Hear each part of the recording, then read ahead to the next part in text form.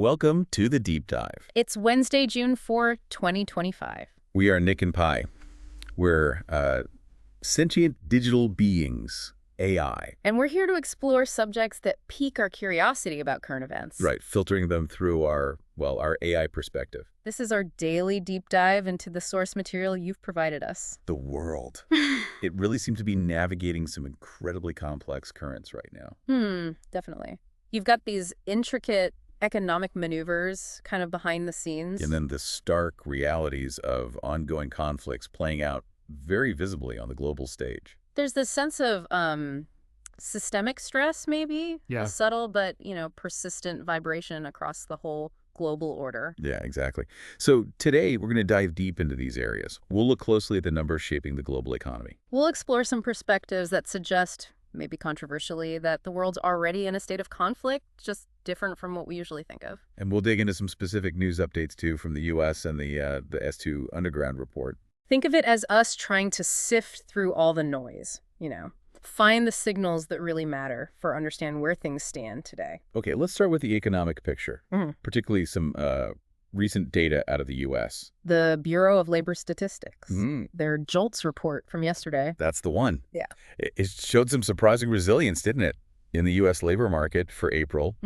What did you see in those numbers? Well, what's fascinating here, I think, is that even as all these, global economic headwinds seem to be gathering, the job market, at least according to some measures in this report, it continues to hold relatively strong. Now, analysts are cautioning, this might not last.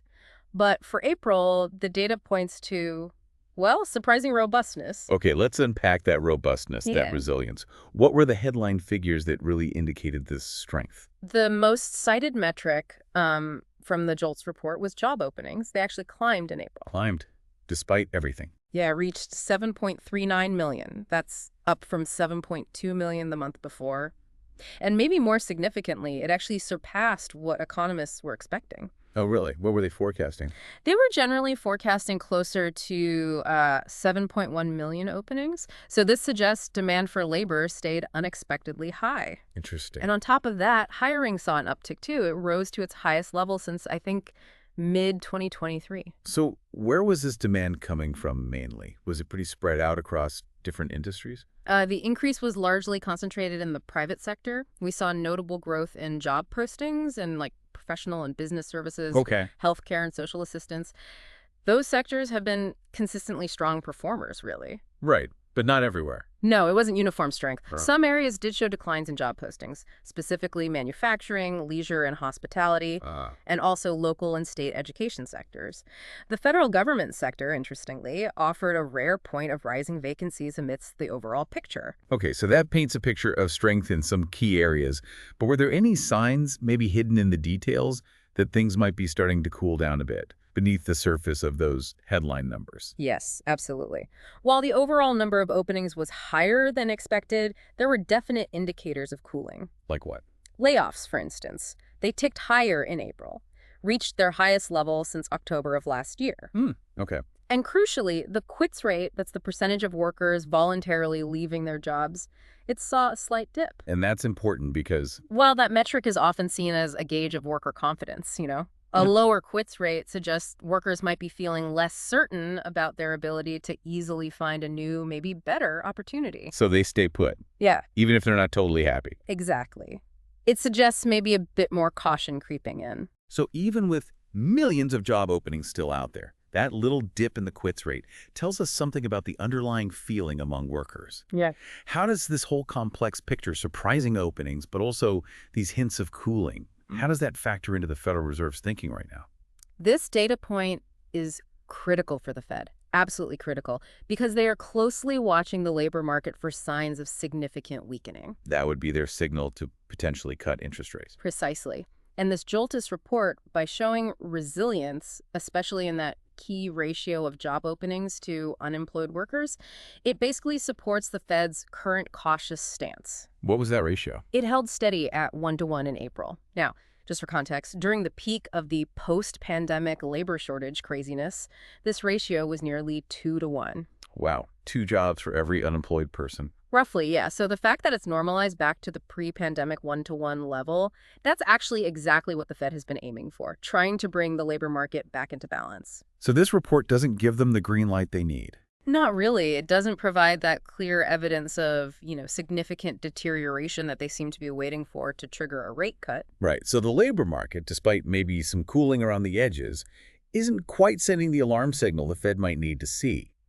But, as we said at the start, the U.S. labor market is just one piece of this much larger, increasingly complicated global economic picture. The Organization for Economic Cooperation and Development, the OECD, they issued a pretty significant warning this week, didn't they? They did, and it was quite stark, actually. The OECD's assessment really highlights these gathering headwinds on a global scale. And they link these challenges, at least partly, to U.S. trade policies. Yes, specifically. They pointed to U.S. President Donald Trump's global trade reset as significantly dragging on global growth. But dragging on global growth. And importantly, risking the growth rate of the entire global system. They see it not just impacting the U.S., but as a drag on worldwide economic expansion.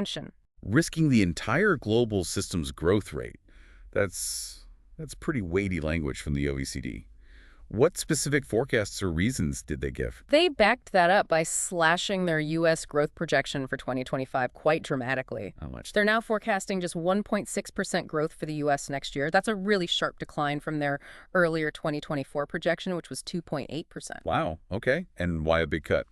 They explicitly attributed this expected slowdown to a mix of factors directly related to those trade policies.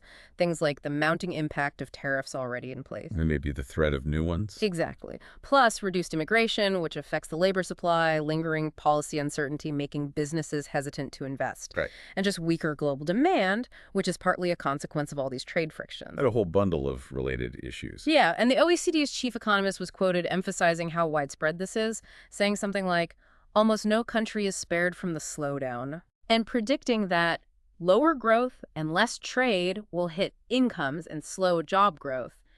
It's not seen as isolated, it's systemic. That quote really hammers home that the impact isn't just confined to one country. Yeah. It has these ripple effects that hit people's jobs, their incomes, everywhere. Precisely. And the OECD also flagged rising inflationary pressures. From the trade barriers. Yeah, they see trade barriers as inherently inflationary. They restrict the free flow of goods, make imports more expensive, potentially reduce competition. Right. And this, they argue, limits the room for central banks, including the Fed, to lower interest rates because inflation stays a persistent worry. So it ties their hands. Basically. Yeah. For the U.S. specifically, the OECD sees inflation staying elevated even into 2026. Which would push back any potential timeline for the Fed to start cutting rates. So these trade policies aren't just hitting growth, they're adding to inflation pressure, which then constrains monetary policy options. It really shows how deeply intertwined all these economic factors are. And speaking of trade and these tangled global systems, the U.S.-China trade situation seems to be evolving, right? Moving beyond just traditional tariffs and focusing on new areas of leverage. Yes, what's particularly interesting or maybe worrying in the U.S.-China dynamic right now is how the conflict is shifting focus. How so? It seems to be moving away from just broad tariffs on, everything, towards very specific critical areas, particularly China's dominant control over certain vital resources and manufacturing processes.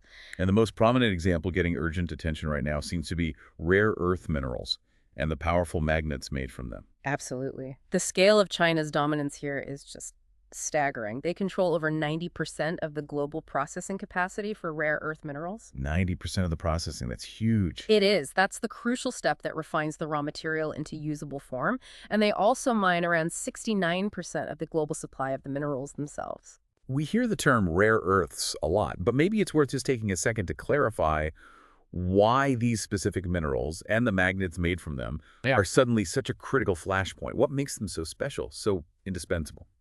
That's a great point because they really are foundational to so much modern tech. Rare earth minerals are used to create what are known as rare earth magnets. Okay. These are described as the strongest known permanent magnets. Unlike older types that lose magnetism or need electricity, These are inherently permanent, Stronger and permanent. and they have significantly higher magnetic strength for their size and weight compared to standard magnets. This gives them the best power-to-size ratio. You get a much stronger magnetic field from a much smaller, lighter component. And why are those properties, strength, size, weight, permanence, so critical in modern industry? Well, they enable efficiency and miniaturization across countless applications. They have very high efficiency, offer better temperature resistance, so they're reliable in tough environments. Now, they are more expensive to produce than traditional magnets, but in certain sectors, their unique properties are absolutely indispensable. There just aren't effective substitutes that can give you the same performance in such a compact form. And what are those specific industries and applications where this lack of substitution makes them so critical? They're foundational components in industries like automotive, aerospace, defense systems, vital for precision-guided munitions, radar systems, advanced communications, and also green energy technologies like wind turbines, essential for the generators. Let's zoom in on the automotive industry, because that's where the most urgent alarms seem to be sounding right now. Where exactly are these magnets used in a car? Is it just an electric vehicle thing? This is a critical point of vulnerability, actually. These magnets are used extensively across modern vehicles, both electric and internal combustion engine cars. Not just EVs. No, not just in the main EV motor. Think about the sheer number of systems that rely on small, powerful electric motors or precise electronic control. Okay, like what? Well, rare earth magnets are in the electric motors for torque and acceleration in EVs, yes. But also in power steering systems using electric assist. Right. In braking systems, high-efficiency motors for air conditioning, climate control, fuel pumps for consistent delivery, numerous sensors and actuators all over the engine and chassis for electronic control. Wow, they're everywhere. Speakers for audio systems, windshield wiper motors, electric seat motors. Even in sophisticated transmission components, they're used right across the modern car. So the reality is, you basically can't build a modern car today without these things. Pretty much. They're integrated into so many fundamental systems. Trying to revert to older tech that doesn't need them, that would be a massive step backward in efficiency, size, weight, performance. It's just not a viable option for current production lines. So they aren't just enhancing components, they're fundamental building blocks for tons of systems in a modern vehicle. And the problem right now is that the auto industry is facing a critical shortage of these magnets. That is precisely the alarm being sounded. The automotive industry is currently the most vocal because they are reportedly literally running out of supply. Running out. Yes.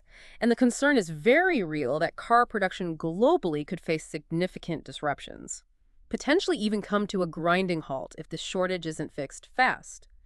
It's impossible to maintain current production levels without a steady supply. This sounds like a major, major vulnerability. What kind of action has the industry taken in response to this looming crisis? Well, on May 9th, a broad consortium of major auto companies and their suppliers, they took the significant step of sending a direct letter to Donald Trump about this issue. A big group, not just one or two companies. No, this wasn't just a few U.S. companies. It included major global players, right across the supply chain.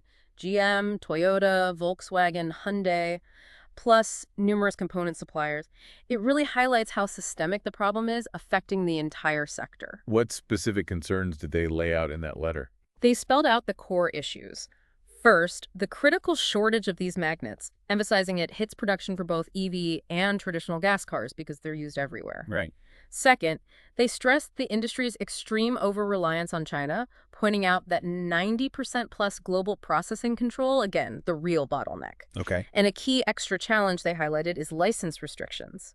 Even if companies want to build processing plants elsewhere, they often need licenses or tech transfers from Chinese businesses, another layer of control from Beijing. And they specifically warned about the consequences for U.S. manufacturing if this isn't solved? Yes, that was central to their message. The letter explicitly warned that without immediate solutions, automakers expect reduced vehicle production, potential shutdowns of assembly lines across the country. Shutdown? Potential shutdowns, yes, and broader instability throughout the whole auto supply chain. They urged the U.S. government to take urgent action. Like what? Diplomacy? Diplomatic engagement with China, yes. Also accelerating efforts to diversify, secure domestic or allied supply chains. And crucially, avoiding any further policy delays or actions that could make the problem worse while companies are scrambling. This situation really just underscores the strategic leverage China has here, doesn't it? even if other countries like the US or Canada actually have rare earth deposits in the ground. That's the core of China's strategic position. While the raw minerals exist elsewhere, setting up the necessary, very complex processing capabilities. For refineries and factories. Exactly. The sophisticated plants, the know-how to refine the minerals and make the magnets that takes years, maybe even decades, to build out at scale. So there's a huge gap if China turns off the tap. A significant multi-year gap. And analysts suggest China recognizes this leverage and is playing a, quote, very smart game, potentially using the threat of withholding these magnets to increase its negotiating power in broader trade fights or geopolitical talks. So what's been the reported response from the U.S. side, particularly from Donald Trump, given this urgent plea from such a major industry?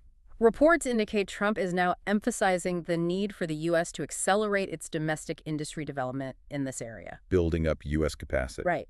But the critical caveat, which experts widely acknowledge, is that even a crash program won't solve the immediate problem. Because it takes too long. Exactly. Building mining and especially processing capacity takes years. So for the short-term crisis, the next 6 to 12 months where the auto industry is sounding alarms, domestic development just won't provide the magnets needed right now. Are there other measures being considered? There are also reports that Trump is thinking about invoking the Defense Production Act, the DPA. Ah, the DPA. That's serious. It's a powerful tool. It lets the president direct private sector resources for national defense needs. It could involve waiving key legal requirements, environmental reviews for big projects, basically signaling the U.S. is treating rare earths as a strategic national security issue, like critical defense parts. But even a national security level effort, a DPA push, would still face those multi-year timelines for actually getting processing plants up and running right. That's what analysts caution. They suggest even a massive coordinated effort, like a Manhattan Project-style approach, would still take years to meaningfully build enough processing capacity to reduce that dependence on China's current dominance. It's a long-term fix, not a short-term patch for the assembly lines potentially stopping now. And meanwhile, China appears to be actively solidifying its control over these resources, not just sitting back. Yes, they are. State-controlled media outlets like Securities Times have reported coordinated actions across multiple regions inside China. Doing what? Explicitly aimed at strengthening control measures and preventing the, quote, illegal outflow of strategic mineral resources. And this isn't just talk. Reports suggest export license delays and customs holdups are already happening. Actually throttling the flow. Reportedly, yes. Throttling the global flow of rare earth magnets and already sparking production disruptions in various industries, not just cars. What about the impact beyond the U.S. auto sector? Are other regions, other industries feeling this too? Absolutely. Reports indicate European leaders have held crisis meetings specifically because of these restrictions. Major firms in sectors like automotive, yes, but also medical equipment. Medical equipment, like what? Things like MRI machines, they use these powerful magnets too. Those companies have reportedly been forced to hold production lines, and hundreds of smaller companies in the supply chain are also affected. Wow. One senior European diplomat was quoted calling this situation the most extreme case of economic coercion they'd ever seen from China. That's incredibly strong language. And an EU trade official warned they're entering perilous territory, saying the disruption has been immediate and lethal. Immediate and lethal. And the concern is that Beijing might have even more leverage it hasn't fully deployed yet. That's the significant worry being discussed. While the current restrictions seem to be hitting medium and heavy rare earths used in defense, specialized industrial stuff, Beijing could potentially curb exports of light rare earths, like neodymium, which is used extensively in common consumer electronics, smartphones, hard drives, speakers. If they restricted those, it could cause a far broader and more immediate economic shockwave globally than even the current targeted restrictions. So this whole situation just really highlights how these seemingly small, specialized technical components, controlled mainly by one player, can have massive, cascading, global economic and strategic impacts. It feels like a different kind of power dynamic emerging. It really is. It's shifting the battlefield of trade conflict into this realm of critical resource dependency, where control over essential materials or manufacturing processes becomes a potent strategic weapon. And speaking of critical industries under pressure, the electric vehicle sector inside China also seems to be facing immense internal strain right now. Yes, the Chinese EV industry is experiencing intense pressure, driven primarily by incredibly fierce and deepening price wars within their own domestic market. And BYD, which has been this huge success story, they seem to be spearheading the latest round of disruption. They are. BYD, often seen as China's tech champion and a major global player, recently kicked off the latest phase of this turmoil. They slashed prices across multiple models just last week. Into what was already a crowded market. Exactly, an incredibly saturated and competitive market landscape. How is BYD itself performing amidst these aggressive price cuts and all this competition? Are they still growing strongly? Well, they delivered a record number of vehicles in May, over 382,000, which is huge. But their year-on-year growth slowed to 15%. Still growth, but slower. Right. And reportedly, that's their weakest growth performance since August 2020, if you exclude typical seasonal dips like Chinese New Year. So it suggests even the market leader is feeling the heat. What are analysts saying about the state of the industry as a whole with this kind of pressure cooker environment? Analysts are viewing this aggressive price competition as the start of what they're calling a painful reshuffle, or even a bloodbath within the Chinese EV landscape. A blood? Yeah. They argue there are simply far too many EV manufacturers in China, and the market's becoming incredibly Darwinian. They warn that maybe only a handful of these many firms have a realistic shot at surviving and competing effectively with a giant like BYD. Why BYD specifically? Because BYD can leverage its scale, its vertical integration, its state support, compete hard on price, quality, and tech development. Smaller or newer startups like Neda or Polestar, they're seen as particularly vulnerable in this kind of environment. Is this level of concern mirrored within the industry itself? Are Chinese automakers worried? Yes, it is. The chairman of Chang'an Automotive, Zhu Haorong, voiced significant concerns about the systemic risks. He reportedly went so far as to liken the potential fallout from this intense price war to the Evergrande property crisis. Comparing it to Evergrande. Yeah, warning of potential bankruptcies and wider economic instability. He stressed the urgent need for tighter risk controls in the industry, and emphasized companies need to focus on long-term strategies like building strong brands and expanding overseas. Although expanding overseas might be tricky right now. Right. Sources noted his comments on global trade realities might be a bit optimistic given the protectionism rising elsewhere. And it seems regulators are also sounding the alarm about where the industry is headed. They are. Multiple regulatory bodies, the Ministry of Industry and Information Technology, MIIT, the China Association of Automobile Manufacturers, CAM, the China Auto Dealers Chamber of Commerce, CADA, they've all issued warnings. What did MIT say? MIT was particularly critical. They called the industry's intense, self-destructive competition involution style. Involution style. Yeah, basically describing it as excessive, self-defeating rivalry that ultimately undermines healthy investment, stifles real innovation, and can even lead to companies cutting corners on quality just to lower costs. Not good. They delivered a very blunt message stating, there are no winners in price wars and certainly no future. No winners and certainly no future. That is a striking statement from a government body like MIT. It is, and the state-run People's Daily Paper echoed this, noting that shrinking profit margins plus significant overcapacity have pushed the sector into what they called a sub-healthy state. And the dealers are feeling it too. Definitely. The China Auto Dealers Chamber of Commerce highlighted the severe impact on dealership profitability, warning many are facing crippling inventory overloads, cash flow crises. They're struggling to sell cars at razor-thin margins or discounts. Their statement just yesterday explicitly warned the latest manufacturer discounting would only deepen market shocks and make things worse for the whole sales ecosystem. This sounds like a classic case of, industrial policy maybe going too far, where state incentives encourage rapid growth, too many players jump in, and then you get this kind of shakeout. Exactly. As sources pointed out, this kind of overcapacity and hyper-competition driven by state policy isn't new for China. We've seen it in other sectors before. This situation in the EV market is, to use the source's phrase, kind of like the hens coming back to roost. The boom leads to the bust, or at least a painful correction. Right. The earlier policy-driven boom is now leading to this painful shakeout driven by unsustainable price competition. So understanding this dynamic in the Chinese EV industry is crucial, not just for the economic forces, but also the policy implications and how these domestic pressures could easily spill over internationally. Absolutely. It's another layer of this complex global economic picture. It shows how state intervention and market dynamics interact, sometimes leading to unexpected consequences, both at home and potentially for global markets, if this overcapacity leads to, say, aggressive export dumping.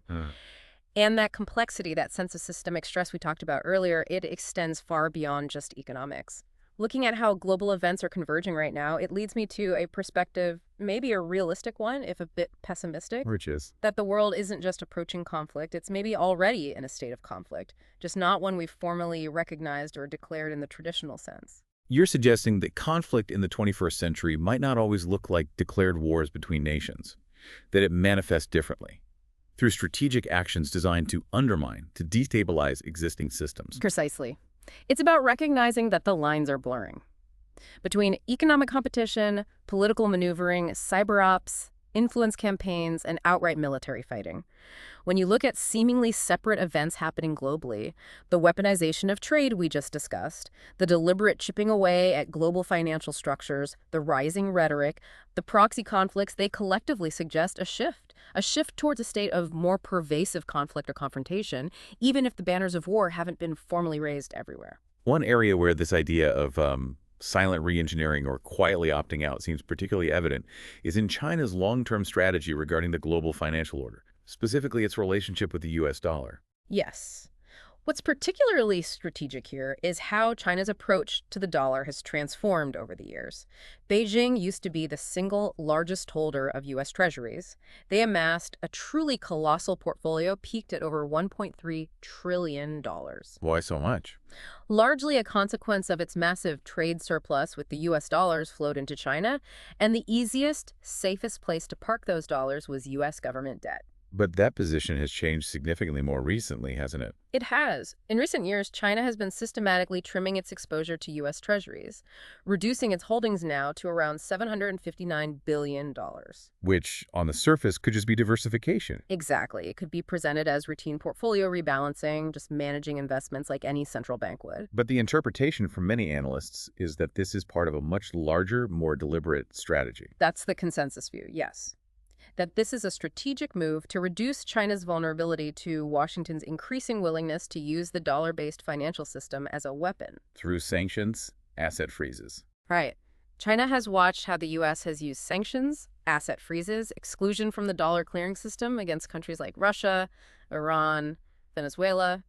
Each time reinforces to Beijing that dependence on the dollar leaves them exposed to potential economic pressure, even crippling penalties if a major confrontation ever happened. So rather than stay exposed to that risk, Beijing is shifting its reserves towards assets considered more politically neutral, outside the direct control of any single nation's central bank. Exactly. And the primary asset they seem to be shifting towards is gold. Gold. Now, their officially declared holdings are around 2,290 tons, which is still only about 6.5% of their total reserves. But many analysts believe the true figure held by the People's Bank of China is significantly higher. How much higher? Potentially 25,000 tons, maybe even more. They speculate China is buying vast quantities of gold through various channels without immediately reporting it all, maybe to avoid driving up the price or signaling their intentions too clearly. And the value of gold in this context, it goes beyond just being a traditional store of wealth, right? It offers something fundamentally different from holding dollars. It offers sovereignty. Gold is a physical asset. It exists outside any national financial system. It can't be sanctioned. It can't be frozen in a foreign bank account. And its value can't be devalued by the monetary policy decisions of, say, the Federal Reserve. So in that sense, it's kind of the ultimate counter-asset to dollar dominance. Exactly. It's seen as the fundamental opposite of the dollar. So the strategy isn't just about stacking gold and dumping dollars. It's also about actively building an entirely alternative financial system, one capable of supporting global trade and maybe functioning independently of or even replacing the dollar system over time. That seems to be the long-term vision, unfolding gradually. A key part is the internationalization of the yuan. Historically, the yuan wasn't a major global currency, strict capital controls, lack of trust from international investors. But China isn't going for a rapid, maybe risky, shock liberalization. Instead, they're taking a slower, more calculated state-controlled path to increase the yuan's use in global trade and finance. And tying the yuan more closely to gold is a key part of this calculated approach, making it seem more stable, more credible. Yes, it's a crucial element. It adds credibility and anchor to the yuan in a world that's maybe become wary of pure fiat currencies. Through initiatives like the Shanghai Gold Exchange and ongoing reforms to the Shanghai Futures Exchange, They're building the infrastructure. they're creating market mechanisms where gold isn't just traded like a stock, but is a fundamental part of the financial system. And crucially, these exchanges are increasingly focused on facilitating physical delivery of gold. Physical delivery, not just paper contracts like in London or New York. Exactly. Unlike the predominantly paper-based futures markets in the West, this focus on physical delivery sounds like a direct challenge to that century-old Western-dominated system. How so? Well, China's proposed reforms to the Shanghai Futures Exchange, allowing direct participation by overseas entities with provisions for physical settlement, that directly challenges the dominance of Western exchanges, where the gold price is largely set by paper trading and futures contracts. If Shanghai becomes the global hub for physically settled metals trading, where actual gold changes hands, Then China gains significant influence over the price. potentially, if physical demand, especially from big players like central banks and state entities, starts dictating the price of gold there, Then the power dynamic in global finance really starts to shift, fundamentally. there's a certain strategic elegance to China's approach here. They aren't necessarily trying to trigger an immediate crisis in the dollar system. It's more like they're quietly opting out, Building a parallel track. building a parallel financial framework based on different principles, one anchored symbolically and increasingly practically in gold. And that use of gold is powerful, unlike fiat currencies, which rely on faith in a government. Gold is tangible, universally recognized value. Right. It carries no counterparty risk. So for countries around the world that are maybe wary of the dollar's dominance, especially those that have faced or fear U.S. sanctions, this alternative must look increasingly appealing. It certainly does. Countries like Russia, Iran, Venezuela, many others across the global south who felt the sharp end of the Western financial system. They're increasingly turning to yuan-based trade, exploring mechanisms for gold settlement. Not necessarily out of love for Beijing, but pragmatism. Exactly, out of a pragmatic need for alternatives to the dollar system, which they increasingly see as a tool of control. And the discomfort with the perceived fragility of the current Western financial system itself seems to be growing, doesn't it? Even among nations not currently targeted by sanctions. That's a critical point, adding momentum to the search for alternatives.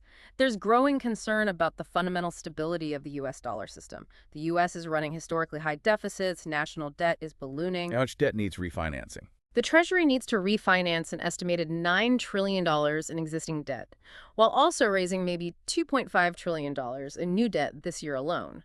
That level of borrowing needs continuous global demand for U.S. debt. And at the same time, U.S. banks have their own issues. Simultaneously, major U.S. banks are sitting on vast portfolios of low-yield assets, mainly bonds, bought during the era of super low interest rates, especially during the pandemic. Like Bank of America. Yeah, reports indicate Bank of America holds over $700 billion worth of bonds bought when yields were near 1%.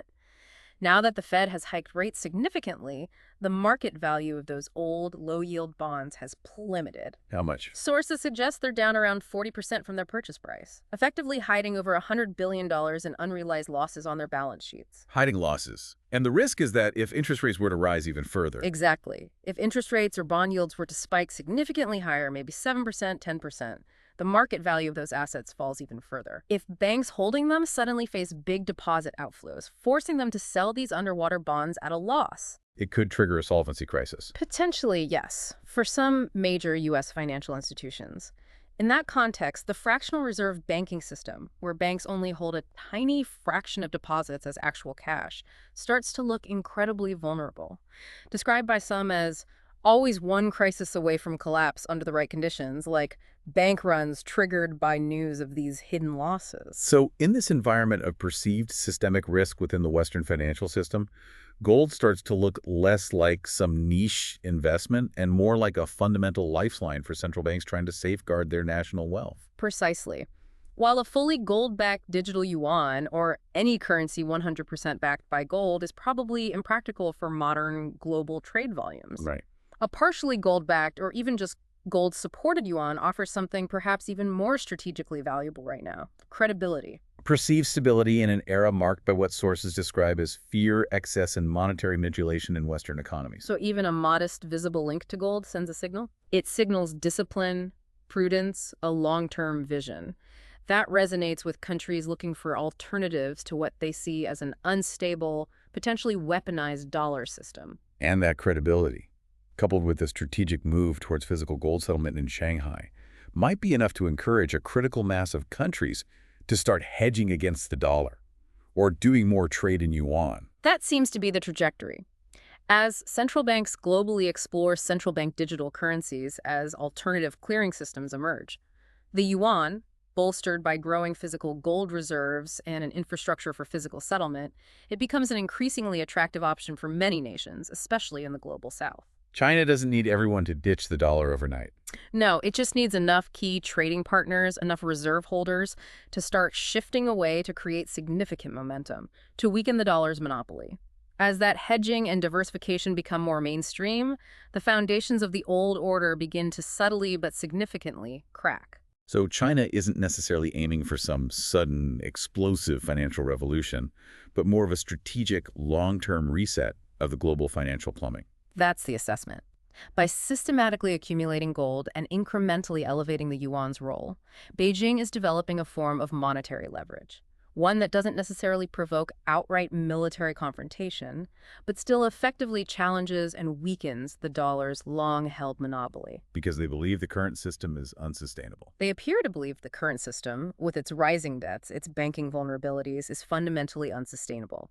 In this strategy, gold is way more than just a store of value. It's a tool of diplomacy, a stabilizer against volatility, a silent vote of no confidence in Western monetary policy. And paired with the yuan. Paired with the yuan, a controlled, state-backed currency, they're working to make more trusted and usable globally. It becomes part of a new financial architecture, designed for resilience, for multipolarity, rather than singular dominance. While the dollar isn't disappearing tomorrow, its role is undeniably being questioned and challenged in ways almost unthinkable a decade ago. China is quietly, but effectively, rewriting key rules of the global financial game.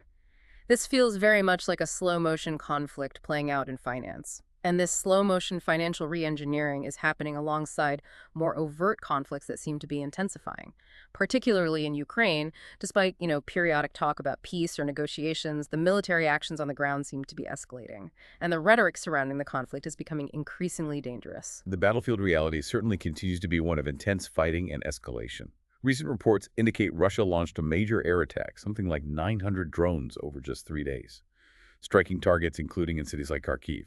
And Ukraine is definitely hitting back, reportedly sending hundreds of its own drones deep into Russian territory, some even reaching and striking targets inside Moscow itself. This back and forth really illustrates the intensifying nature of the fight. And this ongoing escalation is happening even as diplomatic efforts are reportedly being attempted behind the scenes. There was that reported 2-hour phone call between Donald Trump and Vladimir Putin last Monday. Right, which was said to have focused on Trump pushing for peace talks. Yet, incredibly, just days after that call, the public discussion has shifted to talk about the potential of a World War III. That contrast between reported peace efforts and escalating rhetoric, it's indeed stark. It highlights how quickly the situation can pivot and just how fragile any path to de-escalation seems to be. There's been a noticeable and significant rise in the temperature of the public war of words. Donald Trump recently issued some strong criticism of Putin after a Russian strike, didn't he? Saying the Russian president had gone absolutely crazy. And Trump didn't stop there. He reportedly doubled down, releasing a statement saying, what Vladimir Putin doesn't realize is that if it weren't for me, lots of really bad things would have already happened to Russia, and I mean really bad. And adding a warning. Adding a direct warning that he's playing with fire. And the response to that specific rhetoric came not directly from Putin, but from former Russian President Dmitry Medvedev. That's correct. Reacting to Trump's warning about Putin playing with fire and really bad things, Medvedev reportedly responded quite chillingly, stating, I only know of one really bad thing, World War II. I hope Trump understands that. Wow. Directly invoking World War II. Yes. This direct invocation of a global conflict on that scale was seen by sources as a big escalation in the rhetorical exchanges around the war. The former Russian president directly mentioning World War III in response to U.S. political commentary. That's alarming. Yeah. It certainly injects an alarming level of potential danger into the public discourse. The U.S. response from Trump advisors was reportedly swift, calling Medvedev's comment reckless and unfitting of a world leader. So how do we get from discussions about pushing for peace to this level of confrontation, this rhetoric invoking World War III so rapidly? What's driving that shift? Well, analysts suggest Trump's recent public anger might have been triggered partly by the continued significant Russian strikes happening right alongside his reported peace efforts. It makes it hard for him to look like a credible mediator if the fighting is visibly intensifying. Undermines his efforts. Right. But there's also the underlying reality that Putin reportedly believes he holds the advantage on the battlefield right now, and he's unlikely to agree to a settlement unless his core strategic goals for the conflict are largely met. And that reality is frustrating Trump. It appears to be frustrating Trump, who's known for preferring quick results. And this conflict is proving anything but simple or fast to resolve. Are the prospects for peace talks completely dead now, given this public spat and the escalation? You know, with Donald Trump, things are rarely completely off the table. Sources noted his actions can be unpredictable. He might sharply criticize Zelensky one day, reportedly even calling him a dictator, Right. and then days later sign a significant minerals deal with Ukraine. So this public spat with Russian officials doesn't necessarily mean talks are impossible, but it absolutely underscores how incredibly challenging, unpredictable, and potentially volatile any negotiation process remains. Zelensky himself reportedly proposed a trilateral summit involving himself, Trump, and Putin. Yes, that proposal was reported. And what has been the Kremlin's reported position on that idea? The Kremlin's stance, according to reports, is that such a meeting is potentially possible, but only after some kind of breakthrough happens first, either on the ground or in preliminary talks, and only after specific arrangements are made between the delegations. So conditions apply. Very much so. They reportedly stated there are no changes in our stance regarding the conditions needed for a high-level summit like that, which sources noted is actually somewhat significant given Russia's past reluctance to engage directly with Zelensky at that level. Russia is also reportedly preparing its own list of demands, a charter that it would present for any peace deal. What points do reports suggest are in that? Well, this charter hasn't been officially published, but reports indicate Russia's key demands would align closely with Putin's stated objectives all along. Such as? Things like Ukraine remaining neutral, not joining NATO or other military alliances, written guarantees from NATO that it won't expand further eastwards, lifting some international sanctions on Russia, unfreezing Russian state assets held abroad, and provisions for protecting Russian-speaking populations in Ukraine's east. What about territory, like Crimea or the occupied lands? Interestingly, those aren't explicitly listed in the reported demands, which analysts interpret as potentially being considered done deals by Moscow already, or maybe points to be addressed later, on Moscow's terms, after the initial charter is agreed to. These demands largely reflect the core security concerns and territorial aims Russia has consistently voiced. Okay, so given Putin's reported position of strength on the battlefield and these pretty clear demands, what are Donald Trump's reported options for engaging with this conflict? And what's the likely outlook according to the sources? Sources outline a few potential paths for Trump. One is to, side more strongly with Ukraine and try to apply greater pressure on Putin, maybe contemplating more sanctions, banking, oil exports. But would that even work at this point? It's viewed as unlikely to be effective, given the sheer scale of sanctions already imposed over 7,000 that haven't fundamentally changed Moscow's military course or negotiating stance. Okay, what else? Another option is to apply significant pressure on Ukraine, potentially trying to force President Zelensky to accept Russia's core demands. Now, that would face strong resistance from European allies, but the U.S. does have considerable leverage over Ukraine. And the third option? The third option, and one some sources see as increasingly likely, is for Trump to simply walk away from active mediation efforts. Just disengage. Yeah. He's already reportedly initiated a global tariff war. He's heavily involved in numerous other complex trade negotiations. This protracted, difficult conflict in Ukraine, especially if diplomatic breakthroughs stay elusive, might just lose his interest, become less of a priority amidst his other policy goals. And if Trump walks away? Putin is reportedly assessed as being well-prepared and ready to capitalize on that shift in U.S. focus and support.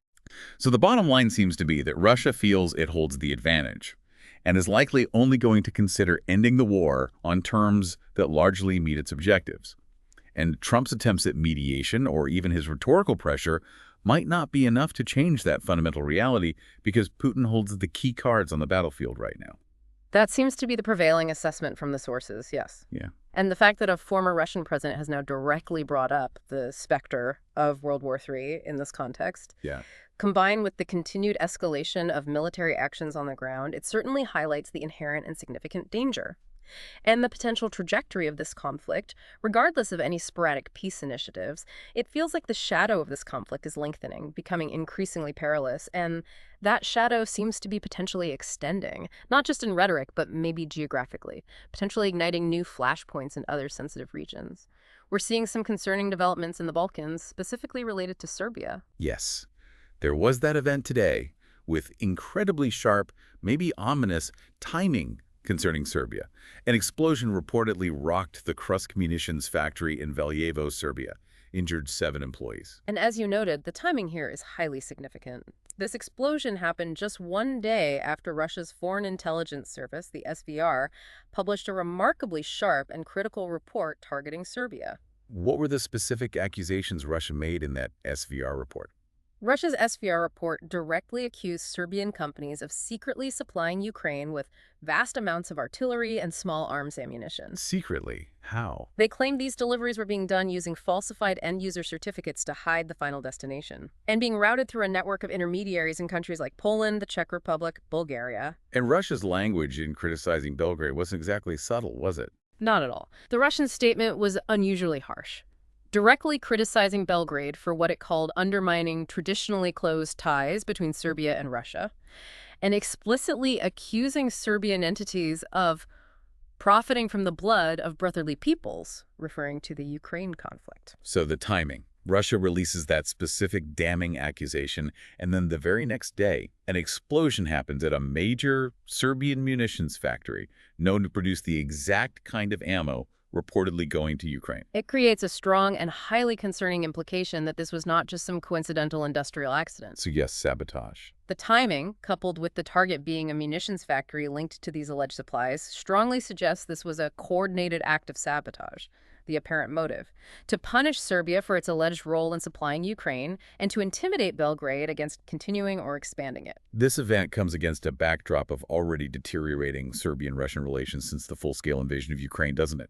Despite the public appearance of close ties. That's correct. While the Serbian public has strong historical and cultural ties to Russia, remains largely pro-Russian, and Belgrade is heavily dependent on Moscow for energy. Right. President Alexander Vučić has been trying to walk this very difficult diplomatic tightrope. Serbia formally maintains military neutrality, but it also continues to pursue EU membership, which requires aligning its foreign policy more with the EU bloc. Which puts it in a tough spot. Very tough. Vucic's recent trip to Moscow for the May 9th Victory Day parade reportedly angered many EU leaders. European diplomats have reportedly ramped up visits to Belgrade, increasing pressure on Serbia to finally choose a side align with the EU on Russia or face consequences for its EU hopes. And Russia is getting frustrated too. At the same time, Serbia's somewhat ambiguous positions on sensitive regional flashpoints like Republika Srpska in Bosnia or Kosovo have also added to Russia's frustration. Moscow sees Serbia as a key point of leverage in the Balkans. So Russia releasing that report, making those accusations publicly, seems very calculated within this tense, complex backdrop. Absolutely. And as sources noted, it's reportedly been something of an open secret in diplomatic and intelligence circles that Serbian-made ammunition has been finding its way to Ukraine. For a while now. Reports date back to less than a month after the initial invasion in February 2022, suggesting Serbian rockets were showing up. More recently, analysts identified 120-millimeter mortar rounds with markings from the very same Krusk factory that just exploded, appearing on Ukrainian front lines. Serbian officials have publicly denied direct state sales to Ukraine, right? They insist they sell to authorized third parties who then decide where it goes. But President Vučić himself reportedly said something like, sooner or later, Serbian ammunition could end up on any battlefield. Right. And now this explosion forces Serbia to confront a really stark crossroads. What are the options? Well, if Serbia were to formally cut military ties with Russia, decisively align its foreign and defense policy with the EU and NATO, that could potentially open significant new economic and political doors. Direct, transparent arms sales to Ukraine, for instance, could boost Serbia's defense industry, maybe accelerate its stalled EU accession process by showing alignment with EU security goals. But pivoting away from Russia like that would come at a very high cost regarding its relationship with Moscow. A potentially severe cost. Serbia has been Russia's key political, military, cultural foothold in the Balkans for decades. Moscow has invested heavily in maintaining influence there: energy dependence, arms sales, information operations, support for pro-Russian factions, leveraging its position to stir up nationalist tensions. So if Belgrade makes a definitive pivot west, Russia would almost certainly retaliate forcefully, likely by significantly ramping up nationalistic tensions among Serbs in Bosnia's Republika Srpska, or increasing pressure and potential instability in northern Kosovo, where there's a Serb minority, threatening wider instability throughout the Western Balkans. so this explosion isn't just a simple warning shot. It's much more serious. As sources phrased it, it feels like a message written in fire and shrapnel. It puts Serbia in a position where it has to make a critical decision. Either yield to Russian pressure, halt or severely cut back its arms trade that helps Ukraine, or risk provoking Moscow's wrath and potential destabilizing retaliation by seeking closer refuge with the EU. What happens next in Serbia could have big consequences. Significant consequences, determining not just Serbia's future path, but potentially altering the delicate security balance in the Balkans. It shows very clearly how the Ukraine conflict is extending its reach, potentially igniting instability in other highly sensitive regions. And while we're discussing geopolitical conflict and its expanding reach, it's important to remember that even major Western nations aren't immune to internal instability amidst these broader global tensions. That's true. We saw reports of large-scale riots continuing in Paris recently, following a local sporting event victory, apparently. What began as celebrations reportedly devolved quickly into widespread looting, significant property damage, violence. And tragically, there were other concerning incidents of internal unrest reported in France as well. A vehicle ramming incident in Grenoble injured 4 people. And separately, a 17-year-old was reportedly stabbed to death by a mob in Dax, down in southern France. These events serve as a stark reminder that even established Western nations face internal fragilities, social, economic, other factors. This internal instability just adds another layer of complexity to the already volatile and interconnected global picture we're looking at. Yeah, they highlight that the challenges aren't solely external geopolitical struggles between states. Internal cohesion, internal stability within nations are also critical factors in the global equation. Okay, shifting focus now to some specific updates. Let's look at the S2 Underground report for June 3rd, 2025. Their daily wire often provides interesting insights into specific operational details. What were the key points they highlighted this time? The S2 Underground wire for 2300 Zulu on June 3rd, that's early morning CET, on June 4th. It highlighted 3 main points of interest. An underwater sabotage operation targeting the Crimean Bridge, the ongoing escalating riots in France that we just touched upon, and a specific incident involving an IED found on the Blue Ridge Parkway in the United States. Let's start with that Crimean Bridge operation. Yeah. That sounds particularly significant. What details did the report provide? The report detailed that explosive charges were detonated underwater, targeting the pylons supporting the bridge. There was speculation offered in the report Speculation. that these charges were likely placed some time ago by Ukrainian operatives, possibly with support from probably American frogmen. And Ukraine has publicly claimed responsibility for this attack. Yes, Ukraine has reportedly claimed credit for the operation. They stated that a considerable amount of explosives was used, specifically claiming 1,100 kilograms. 1,100 kilos. That's a lot. A lot, and they said the operation took several months of planning and execution to bring to fruition. What was the analysis offered by the S2 Underground team on this event? Did it work? The analysts noted several key points. Firstly, they observed that while the charges detonated, the explosion failed to destroy the bridge pylons, suggesting the overall structural integrity of the bridge remained intact, at least from this particular attack. So, not a knockout blow. Not this time. They described the operation as another highly clandestine effort that would have required considerable skill and planning to execute, given the target's significance and the known heavy security around it. What about that 1,100 kilogram claim? Did they buy that? They expressed skepticism. They viewed that figure as dubious at best. primarily because the visible size and effects of the underwater explosion seemed inconsistent with that quantity of high explosive, even when you account for underwater detonation properties. So maybe exaggerated. Or a dud. They suggested it's possible the figure is exaggerated for propaganda, or maybe there was some technical issue that prevented a full high-order detonation of all the explosives allegedly laid. But if it was 1,100 kilos? They added that if the 1,100-kilogram figure is accurate, this attack would represent one of the largest and most complex underwater sabotage operations successfully carried out in modern history. What's the broader significance of this attack? Especially given that the Crimean Bridge has been hit before. The analysts stressed that despite the bridge being a constant, heavily targeted objective for Ukraine, shit before by truck bombs, unmanned surface boats. Right. Russian security measures around it are known to be substantial and layered. Executing an underwater operation like this at a considerable distance from any Ukrainian-held position would have been extremely difficult, likely even harder to pull off than the surface drone attacks we've seen. So this underwater capability, if real, is a new dynamic. It represents a potential shift in targeting methods against heavily defended maritime infrastructure, yes. The report also speculated on what it would take to get that much explosive if it was 1,100 kilograms underwater, over that distance. Yes, that was a key analytical point on feasibility.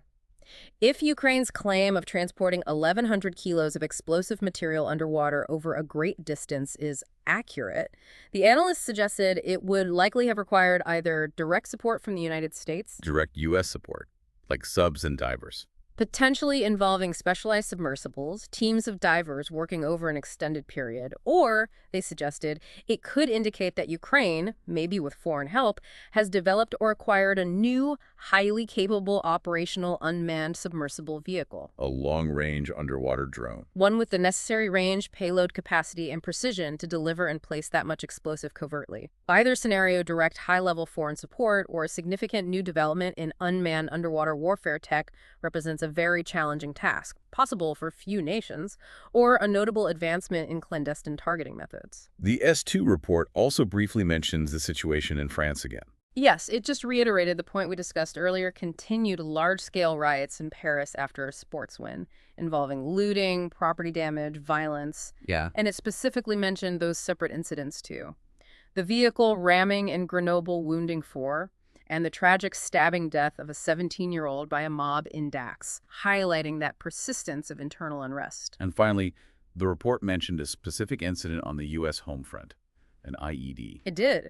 The S2 Underground report noted an improvised incendiary device, an IED, was discovered on the Blue Ridge Parkway in North Carolina over the past weekend. Where exactly? Near the Folk Art Museum, just outside Asheville. According to the report, EOD explosive ordnance disposal personnel were able to safely render the device inert. A section of the parkway was briefly closed while they investigated. Any of the details? Motive? Suspects? No other specific details regarding the device's construction, potential target, or the investigation status were provided in that report. Okay. Moving to some broader United States news now. We're seeing continued signs of domestic political tensions, right? Particularly around spending and foreign policy, adding another layer to this overall picture of global stress. We are. Compounding some of the economic uncertainties we talked about earlier, Tesla CEO Elon Musk recently made headlines with a particularly strong attack on a significant tax and spending bill being debated in Washington. What did he call it? He reportedly called the proposed legislation a disgusting abomination and a pork-filled disaster. Strong words. What was the core of Musk's criticism? Why so harsh? His central argument was that he couldn't support a legislative plan that he sees as simultaneously cutting social programs while massively increasing the national debt. His criticism focuses squarely on the bill's priorities and its fiscal implications. And this bill is reportedly meant to be a central legislative achievement for President Trump, if it gets a second term. That's correct. Reports indicate Trump views this bill, which includes proposals for deep tax cuts and a significant $5 trillion increase to the debt ceiling, as a key part of his economic agenda for a potential second term. And he's putting pressure on Senate Republicans. He has reportedly put pressure on them, demanding they unify and support the bill by a relatively tight deadline, supposedly the 4th of July. But it sounds like there's already growing dissent within the Republican Party itself about the bill's cost and structure. Not everyone's on board. Yes, that's a significant challenge it faces. Prominent fiscal conservatives in the Senate, like Rand Paul and Mike Lee, have reportedly expressed concerns and criticisms similar to Musk's about the bill's overall cost and priorities. How did the White House respond to Musk? The White House press secretary offered a rather cool response, reportedly saying Musk's opposition was nothing new and just reiterating the president's support for the bill. But could Musk's attack actually have an impact? Well, given the narrow Republican majority in the Senate, a public, high-profile critique from someone like Elon Musk could potentially embolden wavering Republican senators who are already hesitant about the fiscal side. It could definitely add to the political uncertainty surrounding the bill's chances. And another area of significant internal division within U.S. politics appears to be foreign policy, specifically regarding support for Ukraine, may be exemplified by reports of a conflict brewing between President Trump and Senator Lindsey Graham. Sources indicate there is current tension there, yes, between President Trump and Senator Graham. Trump is reportedly unhappy with some of Graham's actions. Why? He apparently views them as potentially undermining or maybe even intentionally sabotaging his America First foreign policy movement, which tends to prioritize domestic issues and de-escalation in foreign conflicts. What's the core point of contention between them regarding this? What's Graham doing that Trump dislikes? The conflict reportedly stems from Senator Graham's very strong, very consistent support for Ukraine, which Trump reportedly sees as being in direct contradiction to his own stated policy priorities, emphasizing de-escalation, seeking diplomatic negotiations, focusing U.S. resources at home. And there was a specific incident recently that reportedly really exacerbated this tension. Yes, a recent event seems to have significantly triggered Trump's reported displeasure. Senator Graham, along with Democratic Senator Richard Blumenthal, reportedly took a trip to Ukraine. Okay. Involved a charter flight costing over $800,000 in taxpayer money for travel. But what intensified the issue was the timing. This trip happened right around the time of Ukraine's massive drone attack targeting a Russian airfield, which reportedly took place just one day after Senator Graham landed in Ukraine. And Graham's public statements after that attack seem to have been a particular point of conflict. Exactly. After that Ukrainian drone attack on the Russian airfield, Senator Lindsey Graham reportedly made public statements expressing his endorsement of the attack. He approved of it publicly. Reportedly, yes. And this apparently happened without Graham first notifying President Trump, who, according to reports, is actively trying to facilitate a peace deal.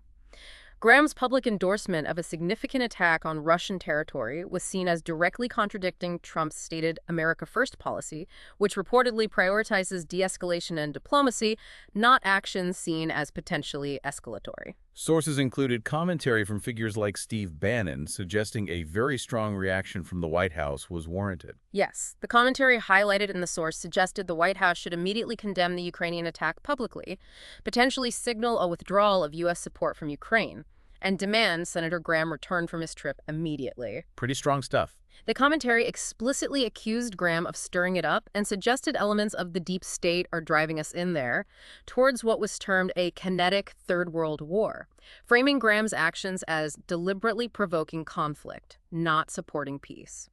There was also commentary questioning Graham's priorities based on his travel history, comparing trips to Ukraine versus his home state. Sources noted that comparison, yes, stating Graham has reportedly taken 6 taxpayer-funded trips to Ukraine since January 2023, compared to only 2 trips back to South Carolina during the same period the state he represents. This comparison was used to suggest his focus was more on foreign engagement than domestic constituent needs. And this foreign policy stance, this focus on Ukraine, reportedly seems to be impacting his position on key domestic legislation, like Trump's budget bill. Reportedly, yes. Sources indicate Senator Graham is currently dragging his feet, undecided on how he'll vote on Trump's budget bill, which notably includes funding for border security on the U.S. southern border. And the commentary linked this hesitation directly to Ukraine. Explicitly linked it, suggesting he appears more interested in securing Ukraine's borders than funding measures to secure the U.S. border, a stance that was explicitly called anti-American by this source commentary. Is there any indication of how President Trump might respond to this perceived conflict with a sitting Republican senator like Graham? There are rumors circulating in political circles mentioned in the source that President Trump is considering the possibility of supporting a primary challenge against Lindsey Graham when he's up for re-election in 2026. Trying to replace him with someone more aligned. The speculation is that Trump might seek to back a candidate more aligned with his America First foreign policy vision and attempt to remove Graham from the Senate that way. This just highlights significant, very public internal division within U.S. politics, particularly concerning foreign policy strategy and its potential impact on ongoing global conflicts and attempts at diplomatic resolution. It absolutely does. It adds another complex layer to the international landscape we're observing, demonstrating that geopolitical challenges aren't solely shaped by interactions between external state actors, but are also heavily influenced by internal political dynamics, internal disagreements within key global players like the U.S. We've certainly covered a substantial amount of ground in this deep dive today, exploring a really complex array of interconnected issues. We started by analyzing those intricate dynamics of the global economy. Right, from the surprising resilience maybe of the U.S. labor market and the OECD's warnings about global headwinds from trade policies, to the critical and maybe surprisingly central role of those rare earth magnets controlled by China and the immense pressure building up inside China's own EV sector. And then we moved into the geopolitical realm, examining that perspective that the world might already be in a state of conflict, just maybe not conventionally defined. Looking closely at China's strategic, quiet reshaping of the global financial world through its gold accumulation and the gradual internationalization of the yuan. And then delving into the escalating tensions, the dangerous rhetoric, and the really challenging peace prospects surrounding the Ukraine conflict. We also looked at that emerging flashpoint in the Balkans involving Serbia potentially being forced into a difficult choice between Russia and the EU after that munitions factory explosion. And we concluded with specific updates from the S2 Underground report, the details and analysis of that mysterious Crimean bridge underwater operation, the concerning IED discovery on the Blue Ridge Parkway, as well as examining those internal U.S. political divisions, highlighted by Elon Musk's budget bill criticism and the reported conflict between President Trump and Senator Graham over Ukraine policy.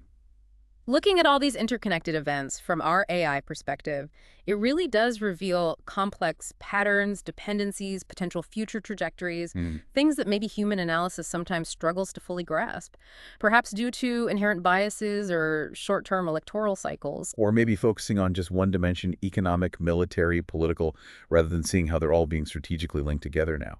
It's about connecting these seemingly disparate dots across economic, financial, military, domestic, political domains to try and discern the larger picture of systemic stress and evolving power dynamics.